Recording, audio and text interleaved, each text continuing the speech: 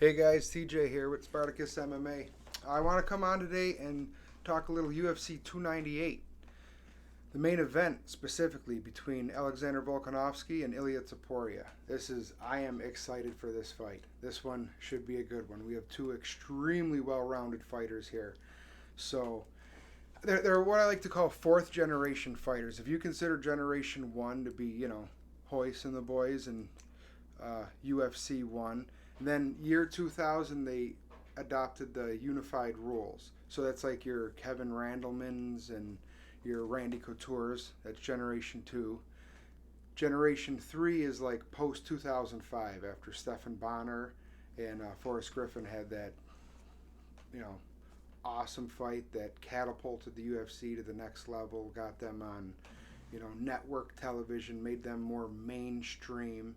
And now we're into like I said, what I call the fourth generation, which is like your post Connor. Now we have guys fighting for titles that have done nothing but train just MMA their whole life, you know. Whereas opposed to before, you had to have your start somewhere else. We still have our D1 wrestlers and professional kickboxers that convert over, but for the first time ever, we have pure mixed martial artists fighting for championship belts, and it's awesome. And that's what we have with this one. I mean, we know Volkanovski had a pro, maybe semi-pro career in rugby, and then went right to MMA. And Ilya Topuria trained a little bit of Greco-Roman when he was a kid, but at 15 he went to an MMA gym and trained just mixed martial arts, until now. So this is going to be good. This is going to be good. So, where do we even begin? Well, for Topuria to implement his game to the best of his ability, he's going to have to get inside. Okay. Now that's not going to be easy because Volkanovski is 5'6" with the 72-inch reach. I mean, the guy is built like a chimpanzee. It's like he was made for cage fighting. So Ilya Topuria is really going to have to he's going to have to implement some different strategies here. One thing I think that might work for him is to, shoot some takedowns, not so much trying to get the takedown, but just to move Volk back towards the cage where he can stop his movement, which is going to be a key for Volkanovski. That's how he fights best, from the outside with those at the end of those long chimpanzee arms and behind a jab and constantly moving. His footwork is some of the best in the game right now. I mean, it's not exactly Dominic Cruz where if you just saw a silhouette of someone moving like him, you'd be like, oh yeah, that's definitely Volkanovski. But it is unique in that it's no one else. It's subtle. I would have to watch a video, or I would have to come on here, make a video like just on it after I studied exactly what it is that he does, but he moves unlike anybody else. Bottom line is he does it very well. All right, and that's how he got to be the person he is now. He's always on his horse. He's always on his horse. Whether it's moving backwards or forwards, he's always moving.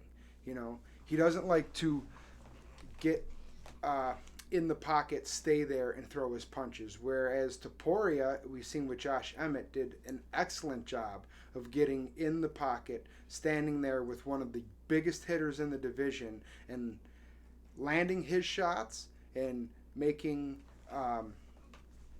Emmett miss the punches he was throwing. So I think if he can do that against Volkanovski, he stands a very good chance of walking away with the strap that night. Now, obviously, that's easier said than done.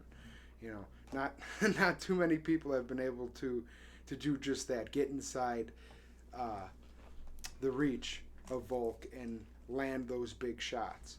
So, I mean, we will see. Those are really the keys to the fight for me.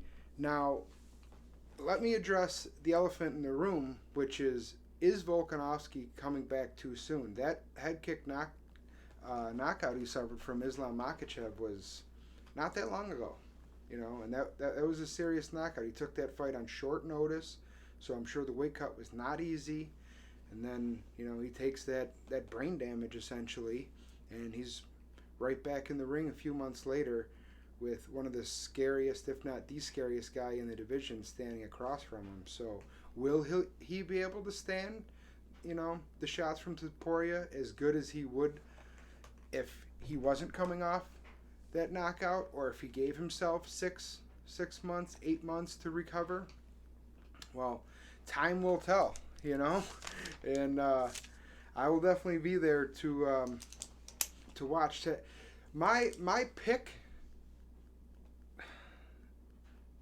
I mean, I really had this as like a 50-50 fight. It's so hard for me to pick against Volkanovski just because, he's shown time and time again that,